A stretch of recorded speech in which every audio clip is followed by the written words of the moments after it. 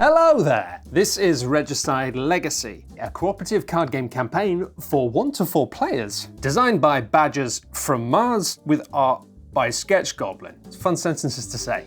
According to Wikipedia, regicide is the purposeful killing of a monarch and is often associated with a violent change in regime, common in political systems with unclear succession rules. Why would that be relevant at all in 2026? This is for people who are fans of crunchy and mean cooperative puzzles where you really cannot communicate with each other at all. And as a result, we'll have rounds where you lose because someone on the team did something real stupid, and you have to just be okay with that, smile and try again, and not threaten to throw them out the window, please.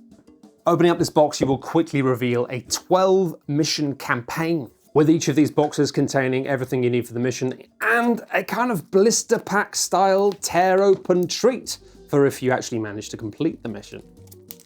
Now I'm using a completely fresh version of the game here because the one that I've played with is kind of dotted with spoilers, and I'm not really going to be telling you very much detail about anything in this game. I'm going to talk about some of the stuff right from the beginning. If you want no spoilers at all, wrong place. I'm going to spoil some stuff because I have to explain why it's good. But really, beyond the very basics, the outlines, it's going to be vibes. And gosh, it is a lovely box. Mine is a lot more bashed than this because of love and international travel. But you've got some lovely little player mats for card play. Usually not a fan of those in games. I think they're a little bit silly, but gosh, this is a game where you are putting cards down and picking them up again very, very frequently. And then you've also got this gigantic playmat, which honestly, at first when I saw this, I thought, this is silly, but we'll come back to that later. And indeed, I will set all of this up after I've given you a little brief intro to what is Regicide, Matthew. Well, handily, the initial deck you get in Regicide Legacy is pretty much just jazzed up Regicide. We've talked about Regicide a few times in multiple videos, some gift guides and some podcasts, and that's because it is an absolutely cracking little game. So the basic version of Regicide you can play with absolutely any deck of cards, as shown by Tom, with his frankly questionable design choices, but questionable in a, hey, how did you come up with that idea kind of question. Like, I want those ideas. Can I have your brain? You're such a cool guy. I'm not joking. Once you've got that deck of cards, effectively what you're trying to do is knock out all of the royals. You have to go through all the jacks, all the queens, and then all of the kings. And you have to beat them cooperatively by playing cards. These royal figures have escalating levels of danger in terms of the damage they're going to do to you, but also the amount of health that they have that you're going to have to chip away at, with both of these things being handled by cards. You get hit for 8 points of damage, you've got to look at your cards and throw away 8 numbers worth of cards. You play a 9 on your turn, you do 9 damage to that boss. But what makes Regicide beautiful and horrible is the fact that each of the different suits of cards do different things. Keep it spicy and simple, axes. This suit does double damage. An 8 is 16. Wow, that's huge. Shield cards will block incoming damage from the card you're currently facing, and they will stay between rounds. You get a big shield in early. Oh, their little prince can't hurt us. Meanwhile, the little violin-y bard cards allow you and all the other players to draw cards back up into your hand, because if you ever don't have cards in hand, you can't defend and you can't attack, and you've lost. Where are you drawing cards from? The draw pile. Final thing, red potions allows you to take some of the discard pile and put it back at the bottom of the draw pile, so you don't run out of draw pile. Because what happens if you need to draw cards and you can't? Well, you're in trouble, because you're going to run out of cards and you've lost the game. Regicide is a game where you lose the game. It's kind of like cooperative solitaire, but you're trying to murder royals. An absolutely fabulous way to spend any afternoon, I'm sure everyone will agree, but you have to accept that most of the time you are going to fail. And that's mainly because the royal family, as they increasingly get more senior, will hit you like a ton of bricks, but it's also because the suit of that card nullifies that power. Oof, you're fighting the Queen of Axes, no double damage for you. You're fighting the King of Bards, and you can't draw cards until they're dead. And if you haven't got enough cards in hand to begin with, you're dead. You're dead. You're dead. That's kind of Regicide, the story. It's really hard, it's really punishing. I've played it God knows how many times. I've only won it maybe a handful of times, but it doesn't matter. It's a really fun little puzzle to bash your head against, and every now and then when you do win, it feels amazing. A whole game of Regicide takes maybe 15, 20 minutes, half an hour if you're being a slowpoke like me. It's a deck of cards. So Regicide Legacy, That's a different proposition! That's more than a deck of cards. Quite a bit more than a deck of cards. So the first mission you play in Regicide Legacy is more or less just the vanilla basic Regicide game. But after you've beaten this particular selection of royal family nasties, you then move on and start adding to and changing this basic deck. And these holes in the manual start filling up with stickers introducing new rules to the game. So you play through the game and new rules get added. Often with games like this, you end up with mechanical overload. The game keeps adding new rules and new systems, and you have, player cards to help you with that. But after a while, it's too much and things start slipping through the cracks in your brain. Finding yourself dealing with just too many rules too frequently isn't ideal, but more often than not, the reason I think that legacy games struggle is the fact that these little additions, these new layers of rules, eventually obfuscate the original rule set, and suddenly you're not really playing the game you were playing originally. And sometimes that's okay, but often you find yourself swimming in a very different lasagna, and you like the original lasagna. This one, not so much. What I really, really love about Regicide Legacy, however, is that the game doesn't layer rules on top of each other. It more allows itself to gloop into different shapes. Each of these missions twists the game's formula just a little bit, and each of them give you brand new tools to play around with in order to solve the problems that each of these missions poses, and then mostly takes away the pieces afterwards, leaving you a little bit of those new rules, but most of those new rules go back into the box. The original game never gets buried. You're playing different variants of Regicide, but you're always still playing Regicide. None of the tools you get given are silver bullets, because you aren't just dealing with shields, axes, potions, and violins anymore. There are going to be additional suits of cards that do pretty wacky, sometimes pretty amazing things.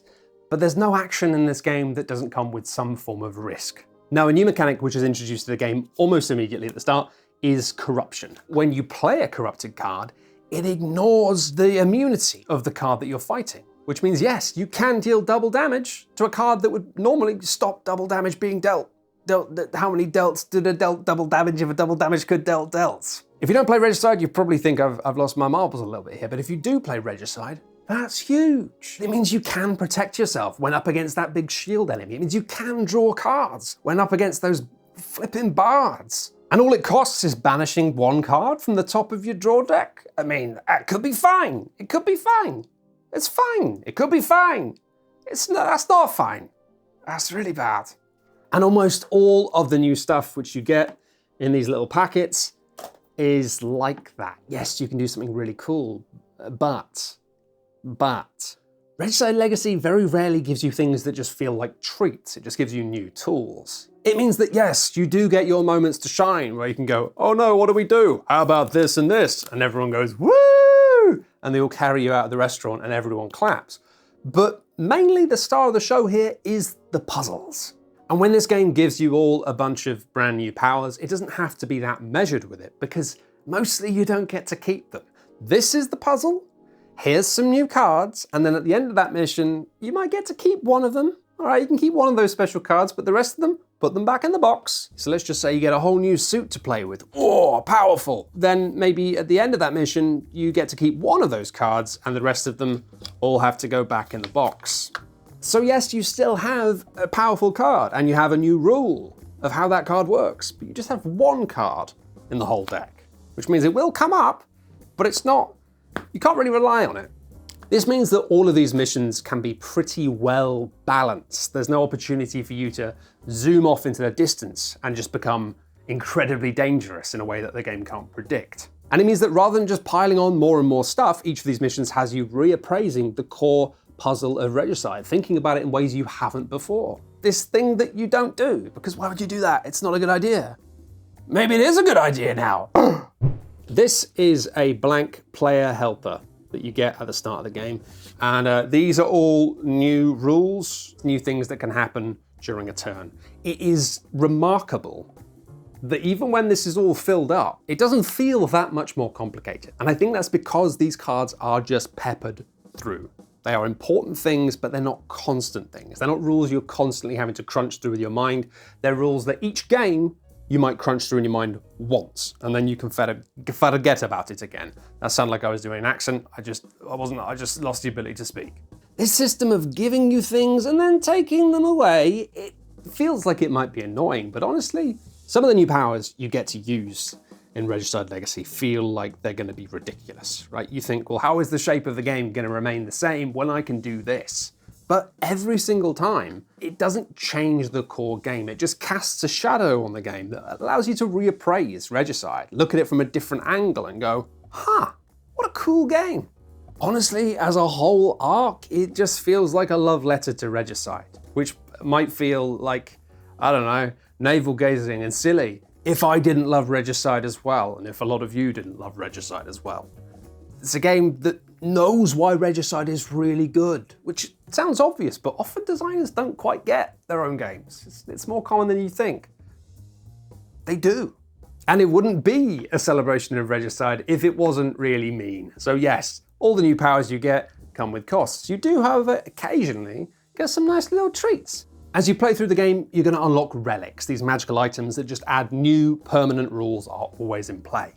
In normal Regicide, there's a rule which means you can play multiple low cards, as long as it doesn't go higher than 10, of the same number. So I could play a couple of 5s, and then I get to use both of these abilities when triggering the action. The first relic that you get in Regicide Legacy basically just adds a rule where you can just put down one card and say, oh, how do people feel about 5s? Anyone else got a 5? Or I could put down a 3. Has anyone got any 3s? And other players can chuck in the rest. So if everyone around the table is complaining about having an absolutely terrible hand of cards, then you could say, well, how do people feel about 2s? Anyone got any 2s they could add? No one has any 2s? Are you kidding me? But don't worry, you will also get the opportunity to add cards into the deck that just straight up make it better. Treats. How do you get those? By failing. First time you fail a mission, you're going to get the Mercenaries, a little box of helpers who you can add into your troop temporarily if you can afford to pay them.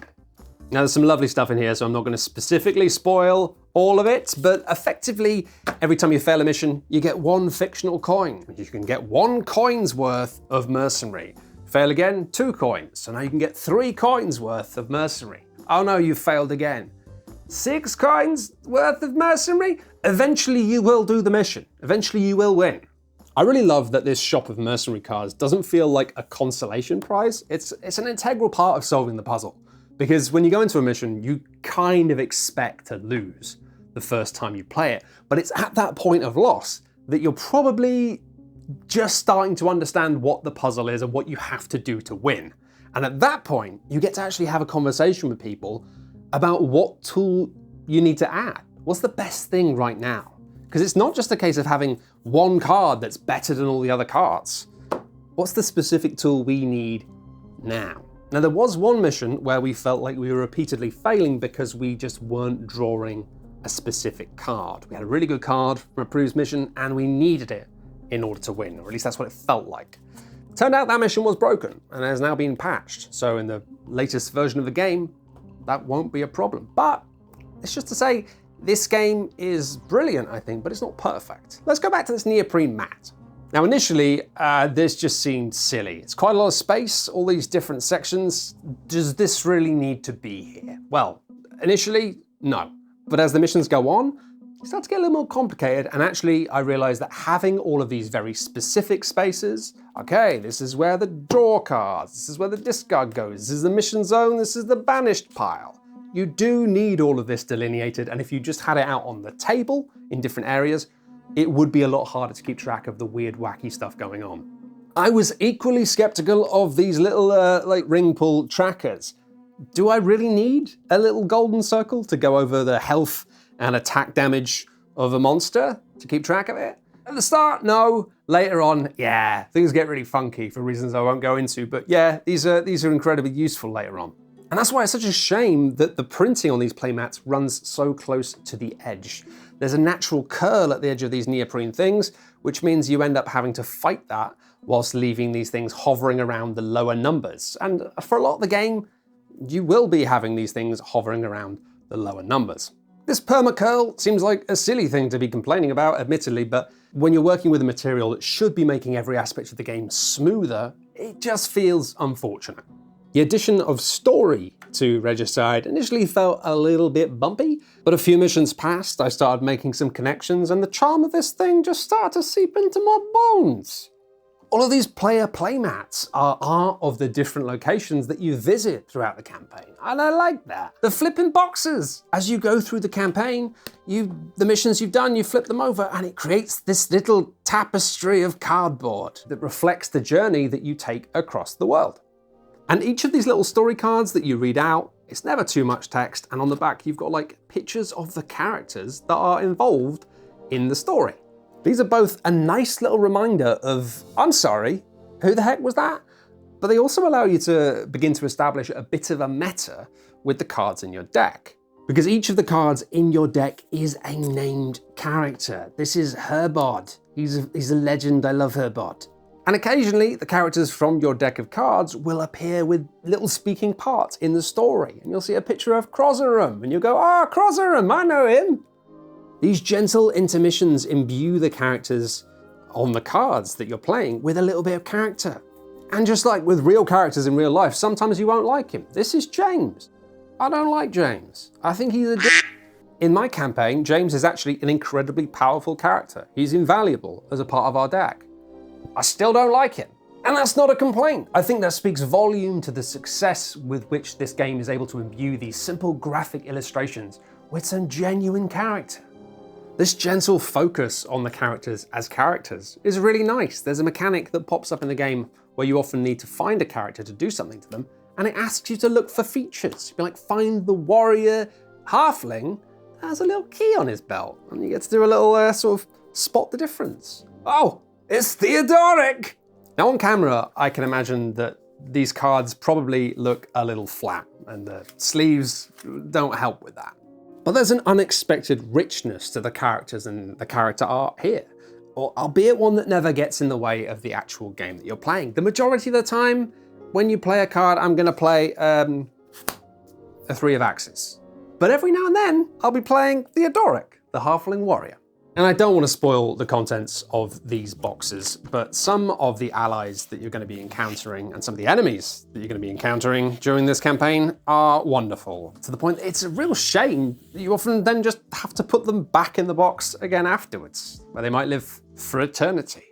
Ah, the horrible curse of the Legacy game. Once you've played it, will you play it again? Can anyone else play it again? You can get a reset kit for this game, but it doesn't cost that much less than the whole game.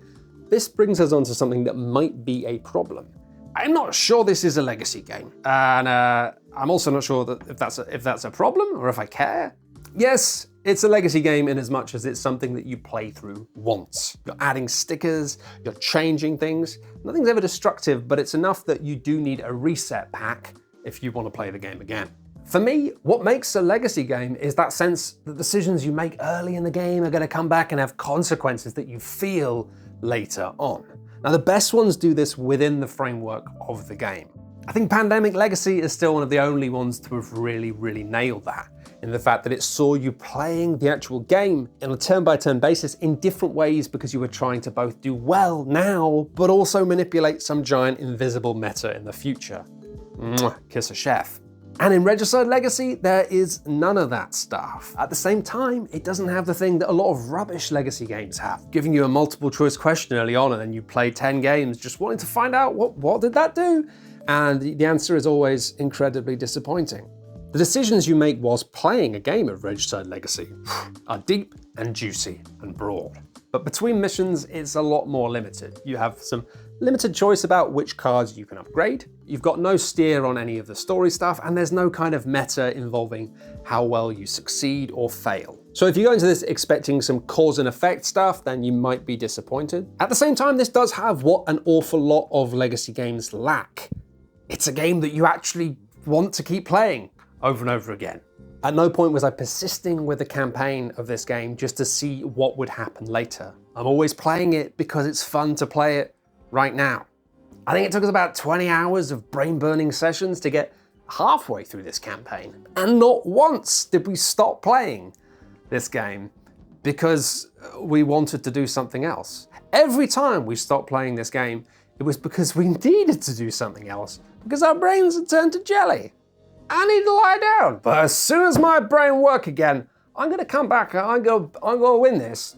Regicide Legacy is absolutely superb and easily earns itself the shut up and sit down recommends badge. My only caveat would be that you might not want to buy an entire campaign of Regicide if you've never played Regicide. Arguably, it wasn't the best idea to buy 30 kilograms of Edam before I tried cheese, but I'll be damned if I'm gonna let you tell me what to do. Now, we never formally gave Regicide the shut up and sit down recommends badge because we never reviewed it, but Heart Gravy, that mean little card game, is just absolute sauce. And so for the sake of consistency, we will be retroactively awarding the Shut Up and Sit Down Recommends badge to Regicide. So that means that it has the badge, it always has had the badge, and if you think there was a time when it didn't have the badge, that's because you've got an idiot brain or you've fallen into an alternate dimension. Yes, you can just play Regicide with literally any deck of cards, but the version that they sell is lovely, and it comes in a rugged little tuck box that you are going to need because that game lives with you now. You will carry it around with you in your bag everywhere, forever. If you'd like to try a game that is more thematically meaty and sprawling and causey and effecty, please do check out my review of Earthborn Rangers, an absolutely magical game that I adore. And finally, in case anybody watching this works for MI5, it'd be great if you guys could take me off the list that I'm undoubtedly on now for having Googled Regicide and forgetting to write game after it quite a number of times in a very short window. While I do appreciate that some of them should definitely be in jail, I have absolutely no current plans for enacting that kind of violence, and honestly, my ADHD would make even organizing something like that an absolute nightmare. But fundamentally also I wouldn't do it.